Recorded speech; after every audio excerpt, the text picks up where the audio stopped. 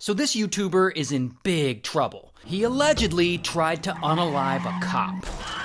Now the guy's name is Eric, and Eric's an influencer living in New York, and he's very popular on YouTube. Almost 3 million followers. And he does videos where he tours luxury homes, he does walkthroughs, and these aren't just pretty nice houses. Some of these are $500 million mansions. And so this is a really good gig for him, because over time his channel has been growing, and he's been getting really successful. Here he is with his YouTube play button after hitting 1 million subscribers. In fact, he's been getting so popular that on his channel he does a workout video with Chris Hemsworth. Pretty cool. Not to mention he's huge on TikTok, 1.3 million followers, and Instagram with almost 1 million followers. So clearly, bro found a decent niche for himself, and he's doing really well. Until one day, Eric screws it all up.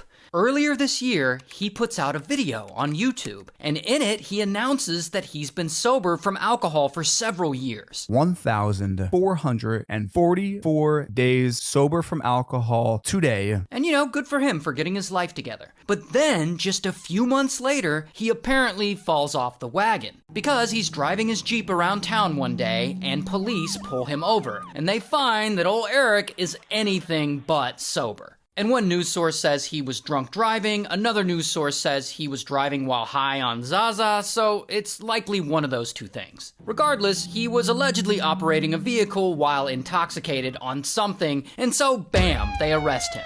Now, this has nothing to do with him attacking a cop, this is just him falling off the wagon. We'll get to the thing about him attacking a cop. Anyway, so soon after this, he gets out of jail on bond. And he posts about his arrest 1,000 times on his Twitter. I guess he's upset about it. He claims that police put the cuffs on him too tight. And you can actually see in this picture here he posted, he's got a bruise on his wrist there. And he says he's suing the police for violating his constitutional rights.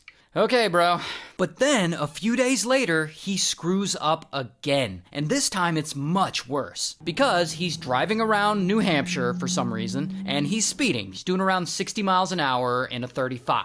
And suddenly, boom, he flies right by a police officer. And the cop's like, oh, hell no. And he pulls out behind Eric, and woo, he turns on his lights. And a bystander actually got this footage of the cop following him. So this is actual footage. Now, most people in this situation would immediately pull over, oh man, I got caught speeding, and then, you pay your ticket and you move on with your life. But that's not what Eric does. Instead, Eric's like, F the police, and he just keeps on driving. So this cop is following him for a while, and finally Eric's like, all right, and he pulls over. So then